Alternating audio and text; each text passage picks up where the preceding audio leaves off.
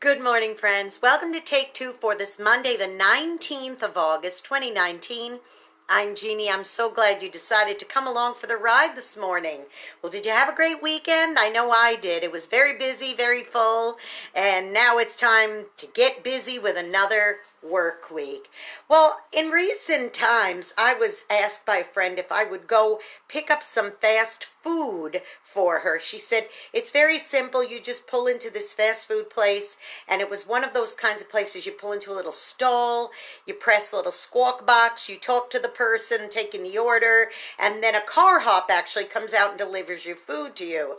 And so I said, yeah, I could do that for you, no problem. So I pulled into the little stall and I gave the order.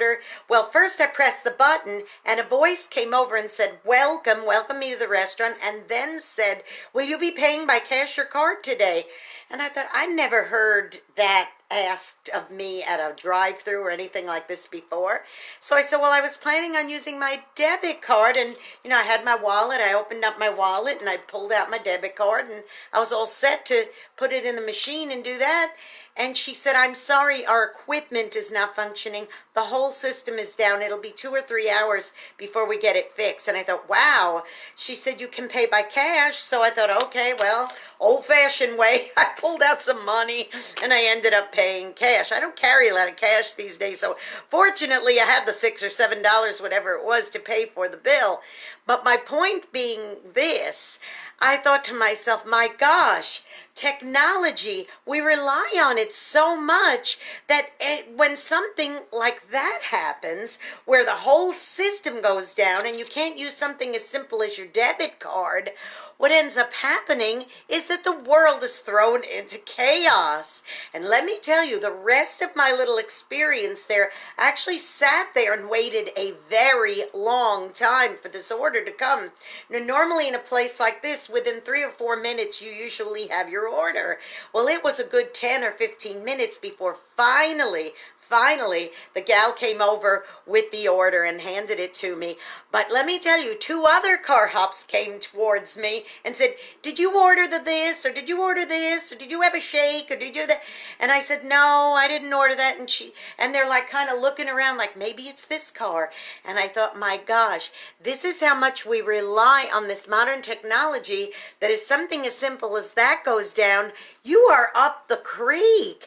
One of my very first jobs, actually it was my very first job, was working in a place like that.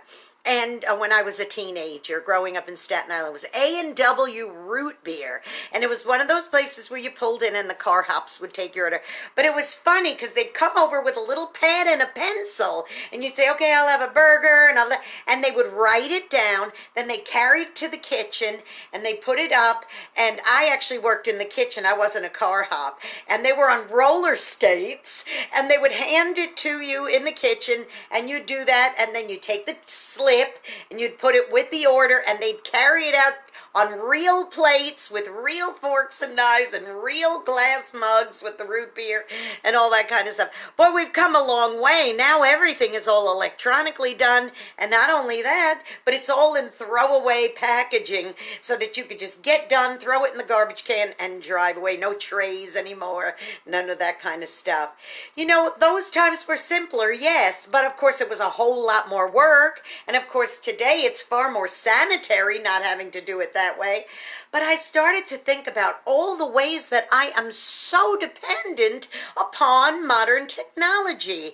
We didn't have debit cards immediately when I first started banking as a young adult. I would write checks for everything, or I would use cash. Very little did I depend on plastic.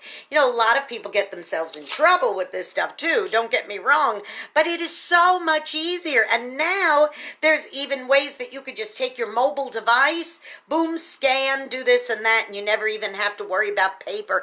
People are going paperless now. On my recent flights to California, when we went on our trip a couple of weeks ago, I didn't even have to print a boarding pass anymore. It was all done on my mobile device. Bing, just put it on the little barcode, and I got on the plane.